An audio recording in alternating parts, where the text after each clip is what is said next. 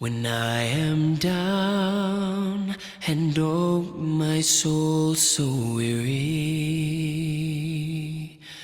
when troubles come and my heart burdened be, then I am still and wait here in the silence until you come and say a while with me. Dia mbola faly miarabantsika tsirairay tratra ny maraina vaovao a. Hoy ny tenin'Andriamanitra hoe amin'izany andro izany ozy izy a, dia maro ny matory sy ao amin'ny vovoky ny tany noho ifo, ny sasany ao amin'ny fiainana mandrakizay ary ny sasany ao amin'ny henatra sy ny latsa mandrakizay a, ary izay endry dia amirapiratra toy ny famirapiratra ny lanitra, ary izay mamerina ny maro amin'ny famarinana dia ho tahaka ny kintana mandrakizay doria. Daniel toko 12 ka ny 9:7 no misy an'izany teny izany. Voalazan'i Jesosy ry havana teo an-tendrombohitra fa izy fahoriana izay tsy mbola nisy toa azy. Alohan'izany aloha dia ho avy ilay antikristy, olona anankiray, lehilahy anankiray izy io izay handray fanjakana amin'ny alalan'ny hery, izay hitondra firenena izy io ary hamono olona handripaka olona maro, handatsaka rahan'olona maro. Ary ny tena iraka dia voly io antikristy io ary ny fahavalony indrindra dia ny kristianina izay tena manana an' Jesosy, tsy ny kristianina sadasada fa ny kristianina izay tena manana an' Jesosy. Alohan'ny fanjakana izany antikristy izany anefany a, dia hotoriana eran'izao tontolo izao ny filazantsara mba tena hampibebaka ny olona, tena hampibebaka ny olona, tena handraisan'ny olona ny tena Jesosy marina velona ao anatin'ny fony. Ary amin'ny fotoana tsy ampoizina dia iseho eny amin'ny rahoan'ny lanitra Jesosy handringana an'io antikristy io, ary dia hitsangana ny maty,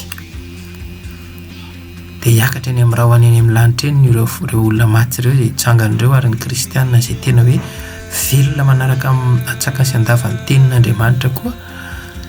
dia tsy handalo fahafatesana fa tena hiakatra velona koa eny amin'ny rahoany eny. Hoy Jesosy hoe tahaka ny fihavan'ny mpangalatra hozy izy ny fiheviany amin'izany fotoana izany any an-danitra eny, ka dia hitsahatra ny ranomaso rehetra izay eo amintsika, hifarana ny olana, ny ady rehetra, dia tena izany hoe tena hisy fiderana lehibe izay tsy nisy tahaka azy eto amin'izao tontolo izao noho ny amin'ny famonjena izay ho hitantsika, satria amin'izany andro izany dia tena ho hita amin'ny masontsika, tena ho hita amin'ny masontsika amin'izay ilay Jesosy sy ny endriny mihitsy hoe ilay Jesosy izay efa nanodradraiky sy mivavahako isan'andro izany, io fa hita amin'ny masoko izy tsangany eo amin'ny rahoan'ny lanitra, ary dia hampiditra antsika ao amin'izany lapa mivoninahitra izany. Izay rehetrarehetra nandray an'i Jesosy izany babo ny tenin'Andriamanitra izany dia tafiditra ao anatin'ny an'izany hoe tena sambo fiara lehibe izany, ary rehefa mikatona izay fotoana anankiray izay tsy ampoizina izay dia hikatona izany sambo fiara izany ary dia hiakatra eny amin'ny rahoan'ny lanitra eny isika tsirairay avy. Amin'izany andro izany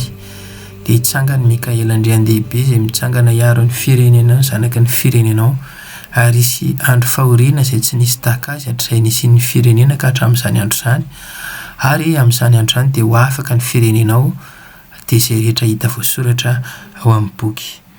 Manontany tena ry havana ankehitriny za ve fa mba nisy an'ilay mibebaka, izay rehetrarehetra mibebaka dia ry havana dia soratan'Andriamanitra ao amin'ny boky ary dia ireo no tafiditra amin'ny fotoana ny fibebahanao izany no anoratana ny anaranao amin'ny boky, ary izay rehetra voasoratra ao amin'ny boky no tafiditra ao anatin'ilay sambo fiara,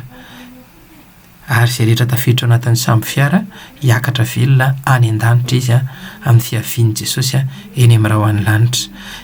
Ny pasiporo izany hidirana any amin'ny fanjakan'ny lanitra dia ny fibebahana sy ny fandraisana an'i Jesosy ao anatin'ny fotsika. Tena ataovy masaka, ataovy matotra, ataovy tena tsapanao, tena azonao porofona amin'ny fiainanao mihitsy fa tena nandray an'i Jesosy ianao, ary tena nibebaka ianao ary dia vonina ndovan'izany fiainana mandrakizay izany ianao. Ahita maso an'i Jesosy tonga mitsenantsika eny amin'ny raha ho any lanitra tsy ho ela. Misaotra Jesosy. Amen.